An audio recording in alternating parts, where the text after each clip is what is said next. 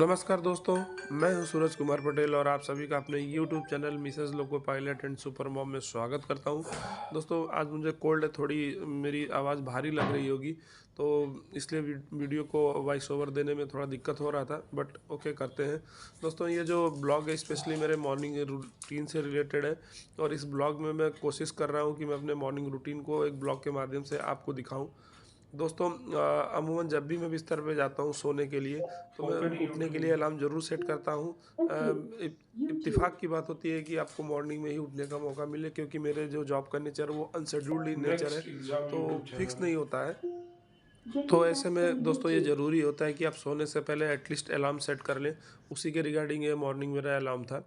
दोस्तों, बिस्तर पे मैं होता हूँ जब उसी के दौरान ही बिस्तर पे लेटे-लेटे मैं सुबह का करंट अफेयर और द हिंदू न्यूज़पेपर एनालिसिस बिस्तर से ही देख लेता हूँ। क्योंकि ये मेरे मॉर्निंग रूटीन का, या इवन जब भी मैं शाम को भी अगर सो के उठता हूँ तो मेरे ये रूटीन का ही एक एक एक पैटर्न बना हुआ है।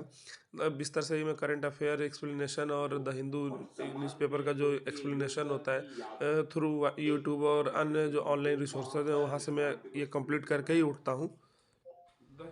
हालाँकि मैं दोस्तों एक एस्पिरेंट तो हूँ ही, एस्पिरेंट वो एस्पिरेंट जो गवर्नमेंट जॉब के साथ में अपनी तैयारी को कंटिन्यू कर रहा है। तो आप मेरे ब्लॉग में मेनली इसी चीज़ को आप देखेंगे कि कैसे मैं अपने जॉब के साथ में अपने स्टडी को कंटिन्यू कर रहा हूँ, कैरी ऑन करता जा रहा हूँ।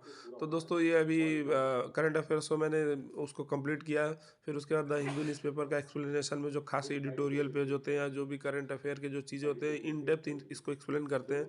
अलग-अलग मोड होते हैं जहाँ से आप इस चीज़ को देख सकते हैं। मैंने अभी जैसे ये आपके सामने एक न्यूज़पेपर का एक आर्टिकल खोल के एक्सप्लेन कर रहे हैं, तो इसको मैं स्टडी करता हूँ, यहाँ से आइडिया मिल जाता है। दोस्तों, उसके बाद करंट अफेयर के दौरान कुछ इंपॉर्टेंट नोट्स होते हैं या कुछ फैक्ट्स होते हैं या कोई भी ओपिनियन होता है, तो उसको मैं ज़रूर नोट डाउन कर लेता हूँ।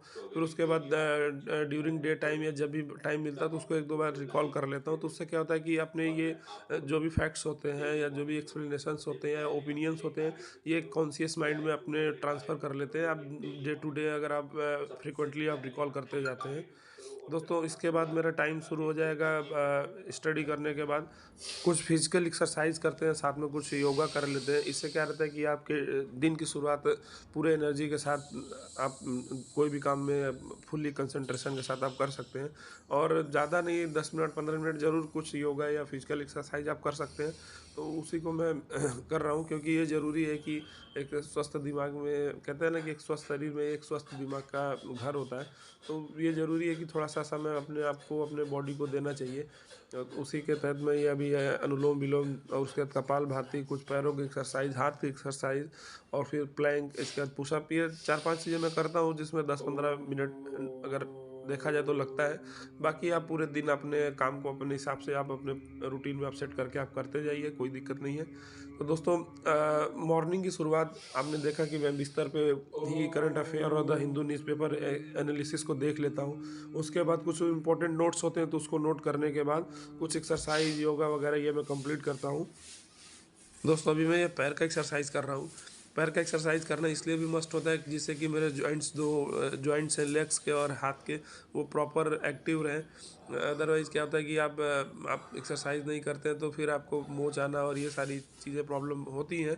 उसके बाद ये प्लैंक एक्सरसाइज है। प्लैंक बहुत ज़रूरी होता है, क्योंकि इस एक्सरसाइज के थ्रू आप होल बॉडी का एक तरफ से आप एक्सरसाइज कर लेते हैं। स्टॉप वॉच लगा के एटलीस्ट इनिशियल हो तो आप स्टार्टिंग में आप 30 सेकंड 15 सेकंड से स्टार्ट कर सकते हैं, और 2-3 रेप्स करने से आपका पूरे बॉडी का अच्छा एक्सरसाइज हो जाता है। प्लैंक ज़रूरी होता है।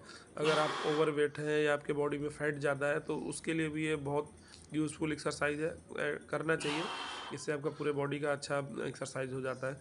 देन इसके बाद मैं अब नेक्स्ट एक्सरसाइज में मैं पुशअप करूँगा। पुशअप करने से क्या होता है कि आपका बेली फैट जल्दी घटता है। तो एटलीस्ट 10 पुशअप या फिर अपने कैपेसिटी के हिसाब से आप स्टार्ट कर सकते हैं, 1-2 रेप्स मार सकते हैं इनिशियल। फिर उसके बाद एक्सरसाइज करने के बाद काफ़ी पसीना हो गया, तो टॉवल से अपने आप को थोड़ा सा सोकअप कर लिया। हाय अब दोस्तों। आगे जाएंगे। अब कुछ मैं सर्दी भी है मेरे को, तो इसलिए मैं ग्रीन टी ही बनाता हूँ। दूसरी चीज़, मुझे चाय उतना पसंद नहीं है जितना मैं ग्रीन टी प्रेफर करता हूँ। इसलिए मैं खुद ही, अभी क्या है कि मैं इधर अकेले हूँ, वाइफ और बच्चा हमारा एरिस वो अभी घर पे ही है, तो अभी अकेले होने की वजह से सब अपने ही करना पड़ता है। अदरवाइज़ मिसेज़ बेटी ही ला के दे देती है, बिस्तर पे ही सब मिल जाता है। ऐसे टाइम में मैं परिवार को बहुत मिस कर रहा हूँ। बाय द वे, खैर लाइफ़ है, चलता रहेगा।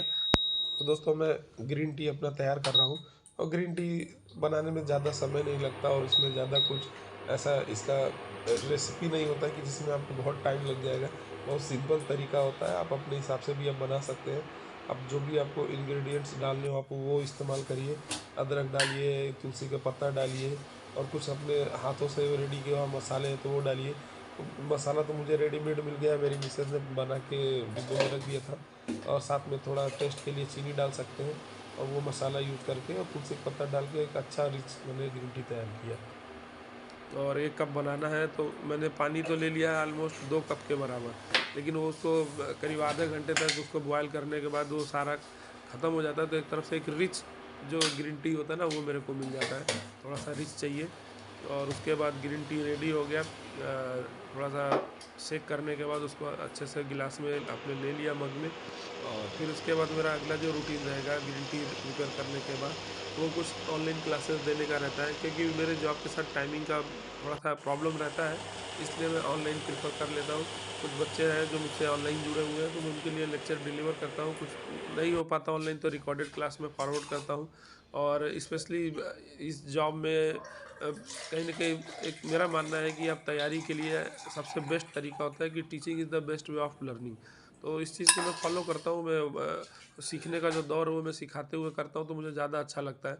और मुझे लगता है कि सिखाने का सबसे अच्छा माध्यम भी यही होता है कि आप खुद सीख रहे होते हैं। और यहाँ पे एक्चुअली मैंने पॉलिटी शुरू किया है, तो वो एक तरफ से उसका ओवरव्यू दे रहा था, इंडियन पॉलिटी, जो लक्ष्मीकांत से मैंने 2-3 बार लक्ष्मीकांत को थ्रू आउट बुक से पढ़ा, तो उसके बाद जो-जो इम्पोर्टेंट फैक्ट्स हैं, या जो-जो उसमें से इम्पोर्टेंट क्वेश्चन बनते हैं, स्पेशली जो सिविल सर्विसेज एग्जामिनेशंस होते हैं, चाहे वो स्टेट लेवल पे हो, चाहे वो यूपीएससी कराती हो, तो वहाँ से उस चीज़ को कनेक्ट करके क्लासेस में डिलीवर करता हूँ।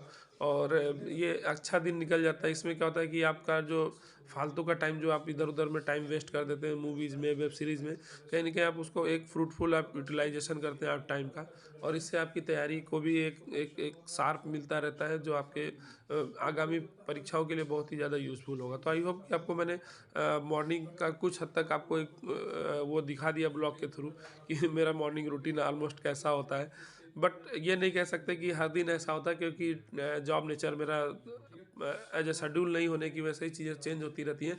लेकिन हाँ, ये सोने से लेके और ये करने तक का शेड्यूल जो है मेरा, इन पैटर्न ही रहता है कि मैं ऑलमोस्ट ऐसे ही फॉलो करता हूँ। तो आई होप कि मेरा ये ब्लॉग जो बहुत ज़्यादा बड़ा नहीं है, बट जितना भी है मैंने बनाया, आपको देख के थोड़ा सा भी वो मोटिवेशन फील हो रहा हो और अच्छा लग रहा हो, तो बहुत अच्छी बात है। आई होप कि आप चैनल को सब्सक्राइब करेंगे, लाइक करेंगे। मिलते हैं अगले ब्लॉग में, तब तक के लिए बहुत बहुत धन्यवाद। बाय।